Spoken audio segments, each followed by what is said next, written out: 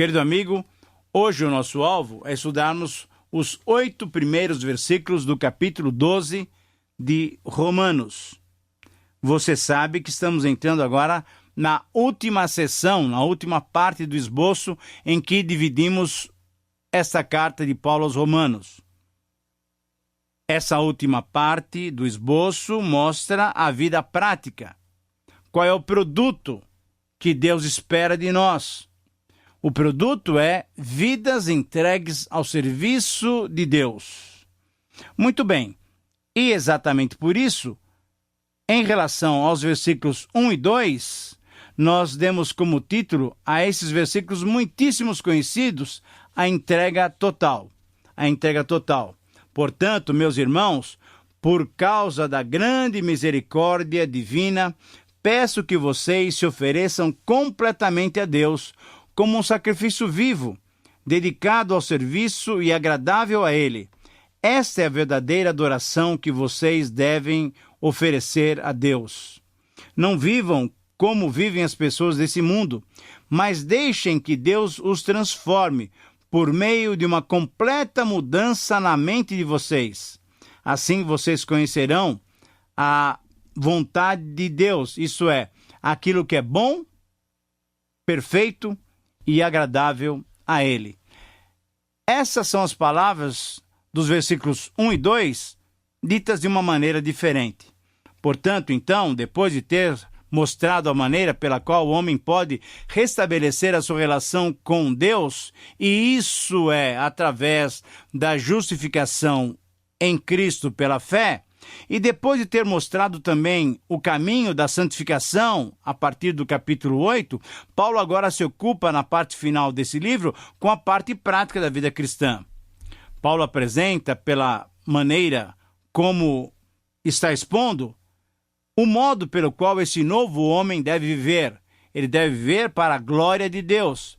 Essa vida é descrita como uma vida que vai ser experimentada diariamente, e o caminho para ela é o caminho da consagração, da dedicação, isso é, da entrega total, como nós dissemos. O trecho que ele inicia agora, 12:1, vai até 15, versículo 3. E esse trecho todo trata da relação que o novo homem deve manter com Deus. Deve manter consigo mesmo e deve manter também um relacionamento adequado com os irmãos, na sua comunidade, com os demais homens na sociedade. Diante de tudo, então, o que Paulo está nos mostrando, a partir desses 2 versos, eu creio que a síntese deles pode ser dita através do seguinte princípio: diante de tudo o que Deus fez, todos os cristãos devem entregar-se a Ele completamente. Diante de tudo o que foi feito, todos os cristãos devem se entregar totalmente a Deus. Nesses primeiros versículos, nós vamos encontrar 3 aspectos dessa entrega total. O conteúdo da entrega. Afinal, o que vamos entregar? Entregar é oferecer, é apresentar. Entregar o corpo, entregar o corpo como sacrifício vivo, como sacrifício santo, separado, puro, como sacrifício agradável. As nossas vidas, o nosso corpo, deve ser entregue para o louvor do Senhor. Mas devemos entregar também, conforme o versículo 2, a nossa mente. A nossa mente que não deve estar conformada com esse século, com esse mundo, com essa maneira do mundo pensar. A nossa mente deve ser transformada pelo poder do Senhor. A nossa mente deve ser renovada pela presença do Espírito Santo no nosso dia a dia. A mentalidade do cristão deve ser tocada continuamente pelo Senhor. Uma segunda verdade, uma segunda consideração que devemos fazer é em relação à motivação da entrega. Esse é um aspecto bem interessante. Por que entregar? A motivação tem como base o passado. Ora, o argumento é conclusivo. Essa palavrinha, portanto, que temos logo no início do versículo 1, nos remete àquilo que o Senhor tem feito por nós. Então, diante de tudo que o Senhor tem feito por nós, diante desse plano tão maravilhoso de salvação, em que inclui o judeu e o gentio. Portanto, com base nesse passado, entreguemos tudo ao Senhor. E Paulo faz um pedido, faz um rogo, ele faz um clamor. A motivação tem como base a ação divina, isto é, a misericórdia dele. A misericórdia divina é distinta da graça divina. Você deve se lembrar, ou talvez você não se lembre, você pode aprender agora, a diferença entre graça e misericórdia. Graça é um favor imerecido. É um presente que você recebe da parte de Deus. Mas misericórdia, o que é? É a mesma coisa? Não. Misericórdia é você não ser castigado, não ser punido por aquilo que você merece, por aquilo que você fez. Veja que há a distinção entre graça. Graça é um presente que você recebe sem merecer. Mas misericórdia é você não receber aquilo que você merece. Um outro aspecto ainda, com relação aos versículos 1 e 2, é referente ao simbolismo da entrega. Qual é o significado dessa entrega? A entrega significa, na verdade, um ato de culto a Deus. O ato de culto será sempre a Deus. Um ato de culto é um serviço que prestamos a Deus.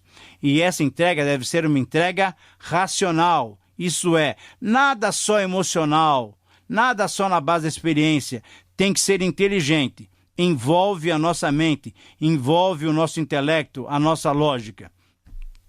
E o quarto aspecto dessa entrega é a consequência que nós vamos ter. Qual é o resultado que nós vamos obter? Nós vamos experimentar a vontade de Deus, isso é, uma experiência com Deus, uma experiência vivencial. E essa vontade de Deus é boa, agradável, mas não é só isso, ela é perfeita. Ah, querido amigo, que possamos realmente nos entregar a Deus para experimentarmos no nosso dia, para vivenciarmos no nosso dia a dia a condução do Senhor, a vontade do Senhor, pois ela é perfeita. Na vida justificada, na nova vida, o padrão é oferecer os nossos membros para servirmos a justiça, para servirmos em santificação. Na nova vida, na vida justificada, a entrega deve ser total. Agora eu queria destacar também, nesse texto que nós estamos estudando hoje, o versículo 3. Em outras palavras, o versículo 3 diz assim: por causa da bondade de Deus para comigo, me chamando para ser apóstolo, eu digo a todos vocês que não se achem melhores do que realmente são. Pelo contrário, pensem com humildade a respeito de vocês. Que cada um julgue a si mesmo conforme a fé que Deus lhe deu.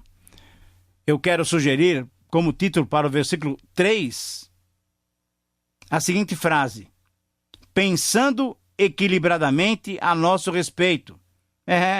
Pensando equilibradamente a nosso próprio respeito. Esse versículo é muito significativo, pois conduz o cristão na sua nova vida a refletir sobre si mesmo.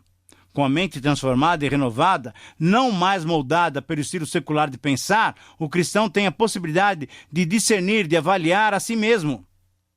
Com essas capacidades recebidas após a entrega total a Deus, o cristão pode e deve pensar sobre si mesmo, deve avaliar-se. Examine-se, pois, o homem a si mesmo, disse Paulo com relação à ceia do Senhor, lá em 1 Coríntios capítulo 11. O texto desse versículo 3 é especial, pois num curto espaço o apóstolo repete 4 vezes, em 3 formas diferentes, o mesmo verbo, isso é, uma palavrinha lá no grego que chama-se phronem, pensar, pensar, pensar. Ora, Paulo está indicando como essa mente renovada deve funcionar. Por isso, o princípio que vem desse verso pode ser exposto da seguinte maneira: todo cristão deve possuir um conceito, deve pensar equilibradamente sobre si mesmo. Todo cristão deve possuir um conceito, deve pensar equilibradamente sobre si mesmo.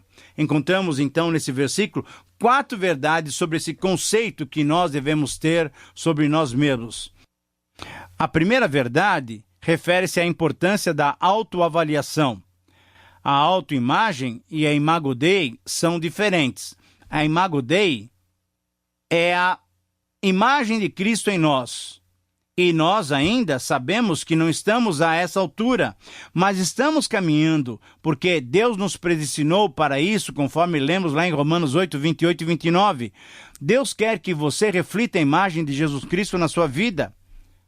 Essa é a nova identidade do cristão. Uma outra verdade refere-se ao propósito desse conceito moderado, desse conceito equilibrado. Não pensar além do que convém. Isso é, você não deve se orgulhar, você não deve se achar o suprassumo. Mas, ao mesmo tempo, podemos colocar, junto com essas palavras do apóstolo Paulo, não pensar aquém do que convém. Sabe o que é isso? É a falsa humildade. Muitas vezes isso ocorre em nossas igrejas, quando há alguma necessidade para se fazer algum trabalho e a convocação recai sobre você, e você então diz, não, eu não posso, eu não sei, eu não consigo. Paulo está dizendo que nós não devemos pensar além do que convém, mas também não devemos pensar aquém do que convém. Se Deus tem lhe capacitado, querido irmão, querido amigo, coloque-se nas mãos de Deus. Por quê? Em terceiro lugar, a terceira verdade é que Deus repartiu para cada um uma porção de fé. Deus deu fé a cada um. A medida da fé, isso é, o padrão pelo qual o cristão mede a si mesmo, isto é o Evangelho. O próprio Cristo nos deu esta fé e nos dá essa continuidade de vida. Portanto, Deus repartiu esse dom gracioso, a fé, e esse é o padrão pelo qual o cristão deve pensar equilibradamente sobre si mesmo. E uma quarta verdade, então, relativa a esse conceito equilibrado, é que nós vamos ter uma consequência desse conceito equilibrado. Isso é, quando nós pensamos, quando nós refletimos, quando nós temos um conceito equilibrado com relação a nós mesmos, quando nós sentimos como Cristo sentiu, isto é, lá em Filipenses 2,5, quando nós temos uma atitude como a de Cristo, que foi a de humildade, o cristão que tem a mente de Cristo, então ele pode saber que ele pode ser usado pelo Senhor para a sua honra e para a sua glória. E nós vamos entrar no versículo 4, mostrando que a partir desse pensamento equilibrado é que podemos usar os dons que o Senhor nos deu, os dons espirituais. Portanto, meu querido amigo, com a nossa mente renovada, com a nossa mente transformada, o cristão saberá que individualmente foi agraciado por Deus. O cristão pensará humildemente sobre si mesmo. O cristão pensará corretamente sobre os outros irmãos. Afinal, nós somos o corpo de Cristo e, através dos dons espirituais, nós vamos trabalhar mutuamente, uns em favor dos outros. E uma outra faceta que esse versículo nos mostra é que, com essa mente renovada e transformada, o cristão saberá se relacionar adequadamente no corpo de Cristo. Muito bem, depois de olharmos esses 3 versículos iniciais, valeria a pena nós começarmos a perceber o que Paulo está mostrando para nós do versículo 4 até o versículo 8. Nós encontramos nesses versículos um tema bem interessante, isto é, a edificação do corpo de Cristo. A edificação do corpo de Cristo. Como introdução, devemos mencionar o seguinte: nesses versos, uma das mais significativas analogias entre o corpo humano e a comunidade cristã está sendo exposta. Depois de ter Paulo desafiado os cristãos a uma entrega total a Deus e a pensar equilibradamente a seu próprio respeito, ele estimula cada cristão a comportar-se adequadamente em relação ao corpo de Cristo.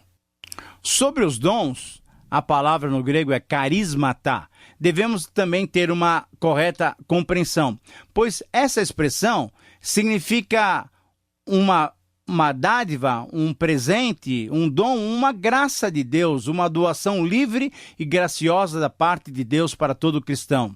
Essa doação, que é mediada pelo Espírito Santo, é concedida visando um fim proveitoso, isto é, a edificação da comunidade cristã. Isto é, o corpo de Cristo. Os dons, de modo geral, são uma espécie de manifestação visível e externa do Espírito Santo na sua obra de construir, de edificar a Igreja de Cristo, que tem como fundamento a própria pessoa do Senhor Jesus. Assim, capacitando cada cristão com presentes especiais, fazendo-os atuarem para o bem comum, o Espírito Santo vai proporcionando aos cristãos um relacionamento de interdependência, de mutualidade, onde um completa o outro e todos chegam à maturidade, à semelhança de Cristo, pois esse é o objetivo de Deus para todos nós. Então, em resumo, nesses versos, podemos dizer que Paulo está dizendo a seguinte frase: todo cristão deve objetivar no seu viver comunitário a edificação do corpo de Cristo. Eu repito, esse é o princípio que encontramos nos versos 4 a 8. Todo cristão deve objetivar no seu viver comunitário a edificação do corpo de Cristo.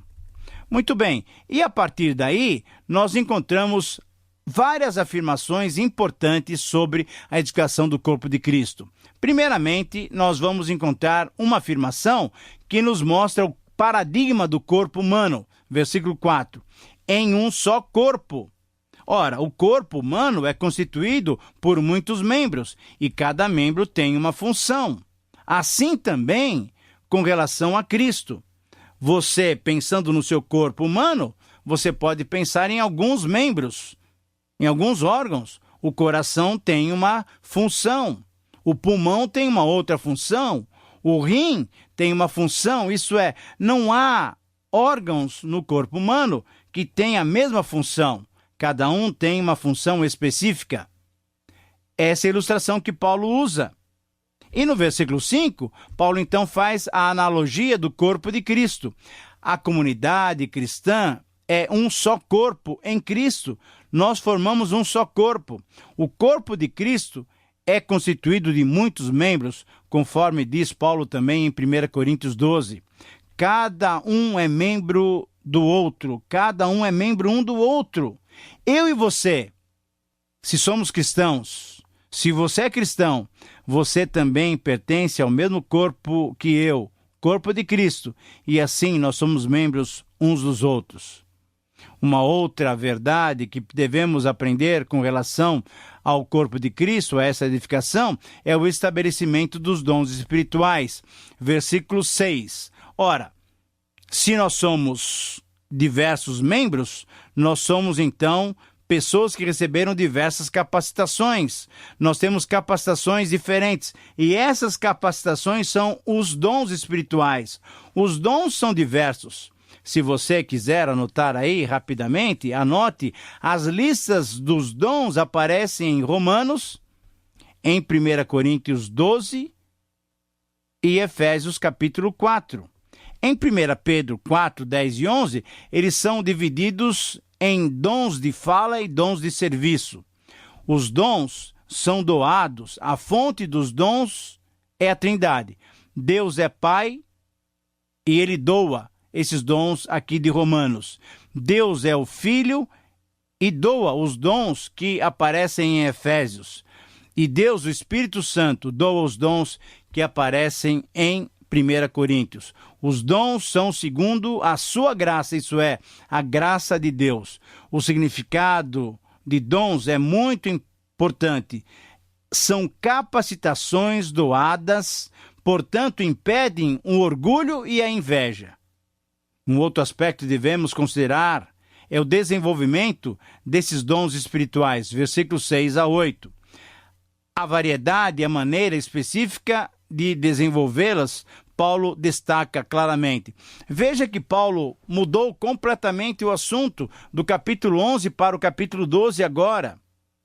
Enquanto ele estava falando sobre doutrina no capítulo 11, sobre a maneira pela qual nós podemos ser justificados, Paulo agora no capítulo 12 mostra atitude prática, como nós vamos viver essa vida justificada. E Paulo, então, diz o seguinte, que se tivermos o dom de profecia, que seja conforme a proporção da fé. Se tivermos o dom de ministério, que seja um serviço dedicado. Se tivermos o dom de ensino, que possamos nos esmerar em fazer esse ensino. Que se tivermos o dom de exortação, que possamos fazer com dedicação. E você deve se lembrar que essa palavra exortação, nós já nos referimos a ela algumas vezes, significa estimular, incentivar, cooperar, apoiar. Não é pegar no pé, de modo nenhum. Exortação bíblica é uma palavra de apoio. Mas também, Paulo diz que se nós tivermos o dom de contribuição, devemos ser sensíveis, devemos fazer as nossas ofertas com liberalidade. E se tivermos o dom da presidência, devemos fazer com diligência, com muito esmero. E se tivermos, enfim, o dom de misericórdia, devemos fazer com alegria. Ah, querido amigo, nós devemos desenvolver cada um deles, todos os dons, aquilo que o Senhor tem nos dado, com fidelidade diante daquele que nos doou. O objetivo para desenvolvê-los é a edificação do corpo de Cristo, visando o bem comum. O uso correto dos dons espirituais proporcionará ao cristão uma vida devocional que glorifica ao Senhor, uma vida pessoal equilibrada e uma vida comunitária que trará edificação ao corpo de Cristo. Querido amigo, o meu desejo é que você use os dons que Deus tem lhe dado para a glória do Senhor. Um grande abraço, que Deus te abençoe e até o próximo programa.